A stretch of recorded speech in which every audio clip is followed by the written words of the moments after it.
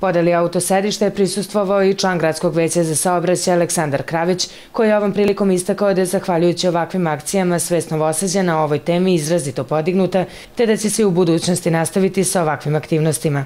Grad Novi Sad već duži niz godina se bavi edukacijom mladih, edukacijom starih, vezano za bezbednost u saobraćaju, i Savez za bezbednost saobraćaja u grada Novog Sada je u tom smislu vrlo aktivan.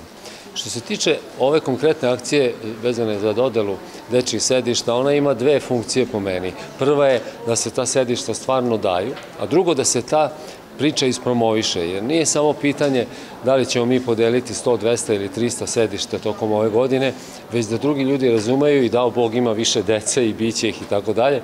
Za ovu godinu predviđena je podela 300 autosedišta.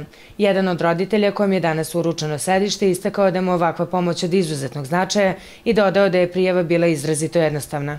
Veoma je važno jer upravo ta autosedišta su preduslov da se prosto preduhitri neka nelagodnost ili da ne kažemo neki teži slučaj saobraćajne nezgode.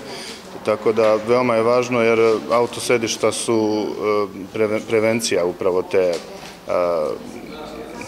bilo kog lošeg ishoda, negativnog ishoda u saobraćaju, i ono što je najvažnije je da društvena odgovornost grada Novog Sada je tu na zaista visokom nivou, jer podela besplatnih autosedišta za decu je veliki znak pažnje roditeljima i da kažemo neki signal da svi zajedno radimo na tome. Građani su za ovu akciju iz godine u godinu sve više zainteresovani, a oko 80% roditelja u Novom Sadu koristi dečije autosedište. Broj roditelja koji koriste autosedište se značajno povećao na teritoriji čitave Srbije u poslednjih 5 godina. To je negde oko 70% roditelja da koriste autosedište. Novi Sad je malo iznad tog proseka. U Novom Sadu u proseku 80% roditelja koristi autosedišta kada prevozi svoje dete.